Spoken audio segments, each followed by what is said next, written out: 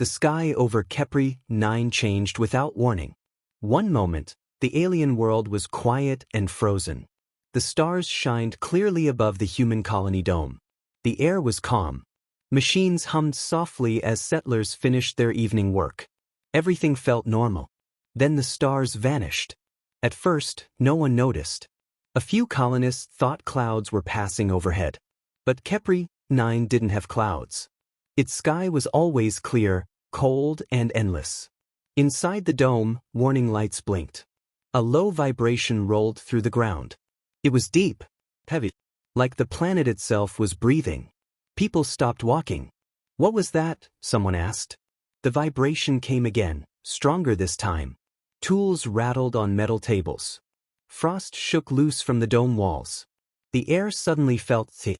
Outside, sensor towers flickered. Then they screamed. Alarms burst through the colony speakers. Sharp red lights filled the dome. The settlers looked up in confusion as data screens flashed numbers no one had ever seen before. Atmospheric pressure rising. Temperature dropping. Wind speed, unknown. The system tried to update. Then it froze. Inside the control center, technicians shouted over each other. "This isn't possible. Sensor malfunction. Reset the grid." But the readings didn't change. The temperature outside dropped 20 degrees in seconds. Metal support beams groaned. Frost spread across the dome glass like living veins. Colonists watched in silence as ice crawled across surfaces that should have been heated. Fear crept into the room. And outside the dome, Elias Rook kept digging. He stood alone near the ice ridge, his portable lights casting long shadows across the frozen wall. His breath fogged inside his helmet. His drill carved steadily into the ice, sending shards into the air. He didn't look up. But his instruments did. The small screen attached to his arm trembled with warning signals. Pressure spikes jumped violently. Gravity readings flickered in patterns that made no sense. Elias swallowed. "It's early," he whispered to himself. For weeks, he had studied strange changes in Kepri 9's atmosphere. Tiny shifts. Quiet warnings buried in data no one else cared about. He had gone to the Colony Council with his findings. They laughed. "There are no storms on this planet," they said. "Stable atmosphere. Predictable climate. Case closed." So Elias dug anyway. The tunnel was his insurance. His quiet protest. His survival plan. The colonists called it a joke. "Rook's panic hole," they said. Workers passed by and shook their heads. Children threw ice chips toward the entrance and laughed. Even his friends told him he was wasting energy. But Elias trusted the numbers. The numbers were screaming. The wind arrived without sound. One moment the plains were still. The next moment, the world exploded. A wall of white fury tore across the landscape. Snow and ice blasted forward with impossible speed. The air itself twisted. Elias felt the pressure hit his suit like a physical hand. His drill ripped from the ice. The ground trembled. Gravity flickered. For half a second, Elias felt weightless. Then he slammed back down. Inside the dome, colonists screamed as the storm struck. The outer shield flashed bright blue, then dimmed. Ice shards hit like bullets. The impact echoed through the structure. A loud crack rang out. Everyone froze. Another crack followed. Spiderweb fractures spread across the dome surface. "No, no, no," a technician whispered.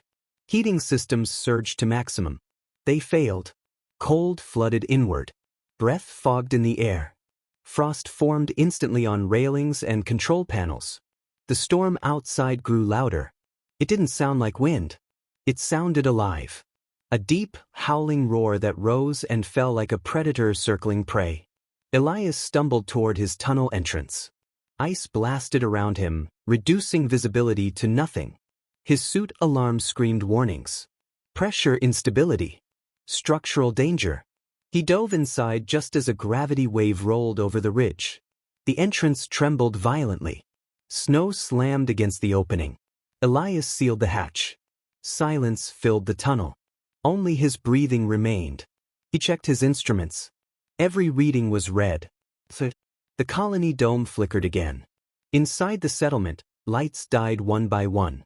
Emergency power kicked in, casting long shadows over frightened faces. Families huddled together.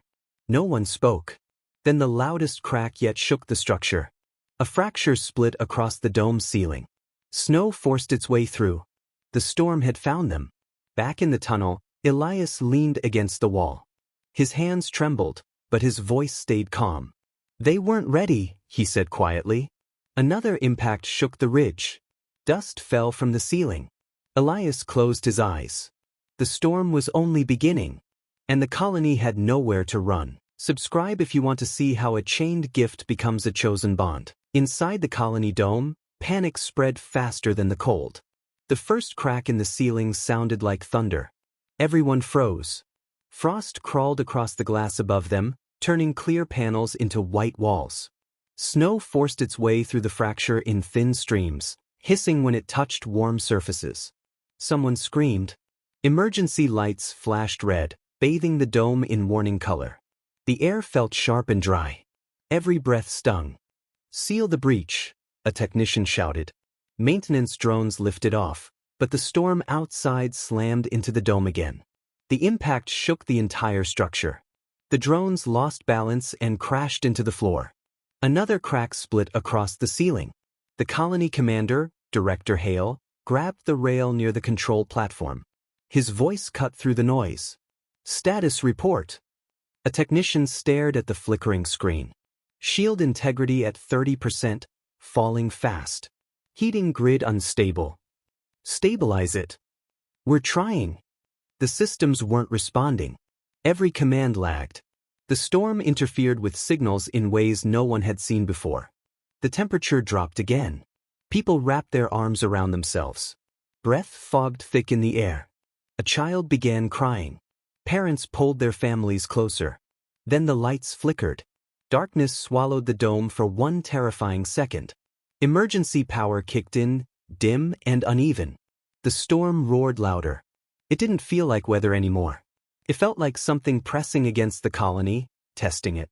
Outside, visibility was gone. Cameras showed only white chaos. Ice shards moved so fast they looked like sparks. Inside the control center, Hale clenched his jaw. How long can the dome hold? The technician hesitated. Minutes, maybe less. Silence filled the room. Everyone knew what that meant. They had built the colony for predictable cold. Not this. Nothing in their training matched what was happening. Then a young engineer spoke, voice shaking. "There's another shelter." Hale turned. "What shelter?" "The tunnel," the engineer said. "Elias Rook's tunnel." Several people exchanged looks. "The panic hole?" someone muttered. The engineer nodded. "He insulated it. Pressure seals. Emergency heaters. I saw the specs. He built it for something like this." Hale stared at the cracking dome above them. Another violent impact shook the colony. A panel shattered. Snow blasted inward, swirling across the floor. People shouted and stumbled back. Decision made. "Find Rook," Hale ordered. "Now." 2 scouts suited up fast. The airlock door trembled as it opened. Wind screamed inside like an angry beast. The scouts stepped out and vanished into white nothing. Inside the dome, time stretched painfully slow. The heating grid died completely. Cold flooded the space. Metal groaned. People huddled together for warmth. Some whispered prayers. Others stared at the ceiling, waiting for it to collapse. Then the comm system crackled. "We see the tunnel," one scout shouted over the storm. Static swallowed the signal. Moments later, it returned. "Rook is alive. He's prepared." Hale exhaled. "Bring him online." Elias's voice came through, calm, steady. "I told you the atmosphere was unstable," he said simply. Hale didn't argue. "Can your tunnel hold us?" A short pause. "Yes," Elias replied. "But not for long if you wait. The storm is building." Another crack thundered through the dome. Snow burst inward again. People screamed. Hale turned to the crowd. "Everyone! Emergency evacuation! Follow the scouts!" Fear turned into motion. Families grabbed supplies. Workers supported the injured. The airlock became a flood of movement. The first group stepped outside. The storm hit them like a wall. Wind tore at their suits. Ice stung like needles. Visibility dropped to arm's length. The scouts formed a guideline, pulling people forward. Step by step. Fight the wind. Keep moving. The tunnel entrance glowed faintly ahead, a small promise in endless white. Inside, Elias waited. Portable heaters hummed. The tunnel walls were lined with insulation panels. The air was warm compared to the outside chaos. The first evacuees stumbled in, shaking and breathless. "You're safe," Elias told them. "Move deeper inside." More groups arrived. Each trip grew harder. The storm intensified. Gravity flickered again. Colonists felt their bodies suddenly lighten, then slam back down. Several fell. Scouts dragged them up and kept moving. Back at the dome, Hale coordinated the last evacuation wave. The structure creaked like it was alive. A massive crack split the ceiling. The dome shield flickered, then failed. The storm poured in. Snow exploded across the interior. Equipment froze instantly. Lights shattered. "Move!" Hale shouted. The final group ran. The dome groaned one last time. Behind them, the colony began to collapse. Walls folded inward. Ice swallowed metal. Years of work vanished in seconds. The survivors fought through the storm toward the tunnel. Elias stood at the entrance, reaching out, pulling people inside. One by one. Until the last colonist crossed the threshold. Elias slammed the hatch shut. The tunnel shook violently as the storm hit full force. Dust fell from the ceiling. But the structure held. Inside, silence slowly replaced chaos. People sat on the tunnel floor, trembling but alive. They looked at Elias. The man they had laughed at. No one spoke. They didn't need to. The truth was standing right in front of them. Outside, the storm screamed like the end of the world. Human planning had won. And the storm was still getting stronger. The tunnel trembled like a living thing.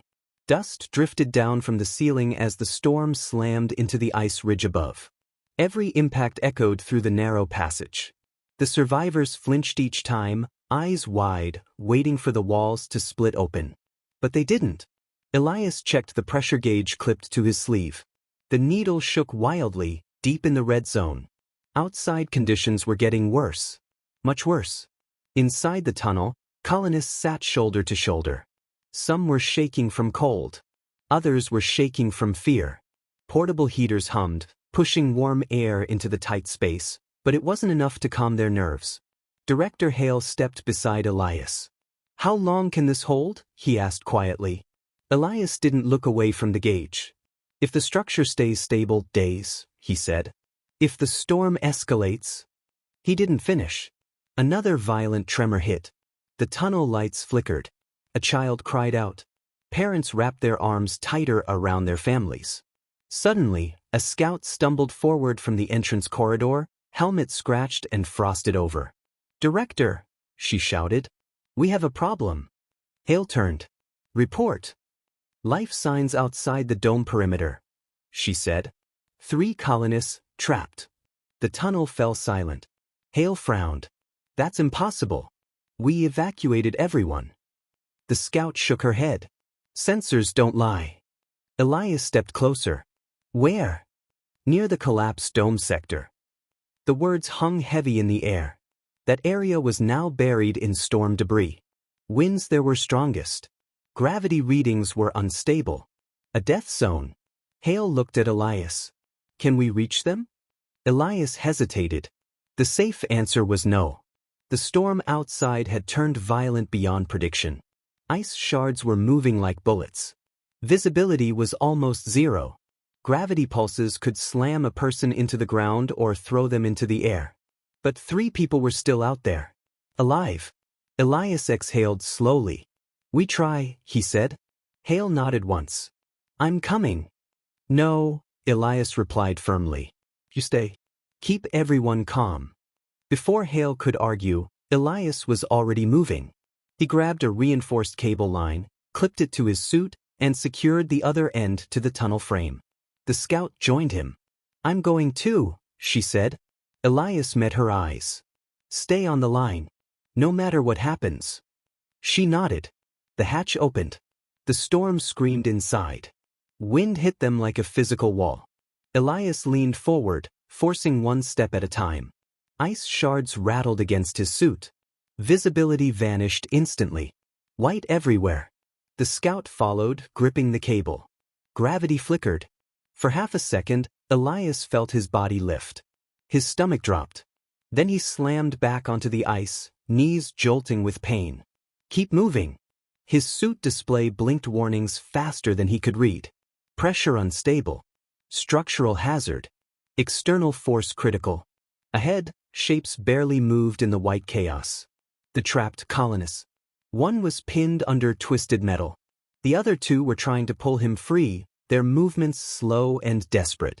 Elias reached them and dropped to his knees. Ice burned through his gloves as he grabbed the wreckage. Move back, he shouted. They did. Elias pulled with everything he had. The metal didn't budge. Another gravity pulse hit. The world tilted sideways. Elias felt weight crush down on him. His arms trembled. Not enough. He braced his boots into the ice and pulled again. The metal shifted. A small opening. Now! Elias yelled. The trapped colonist crawled free. The scout grabbed him and clipped him to the cable. Wind howled louder. The storm was intensifying. The return trip was worse. The gravity pulses came faster now. Each step felt wrong, too heavy, then too light. Ice blasted their suits nonstop. Halfway back, the scout slipped. Her boots lost grip. The storm tried to tear her away. The cable snapped tight. Elias lunged forward, grabbing her arm just as another gravity surge hit. For a terrifying second, they both lifted off the ground. The cable strained. Then they slammed down hard. Pain shot through Elias's shoulder, but he didn't let go. Move, he shouted. They crawled the rest of the way. The tunnel entrance appeared like a glowing door in the storm. Hands reached out.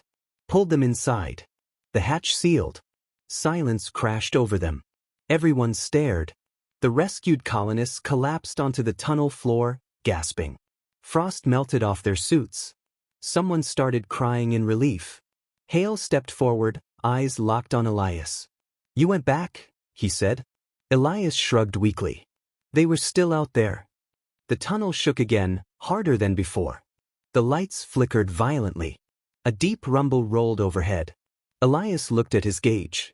The needle hit maximum. The storm had reached a new level. Dust rained from the ceiling. The tunnel groaned like it was under enormous pressure. For a moment, no one breathed. The shaking slowed. The structure held.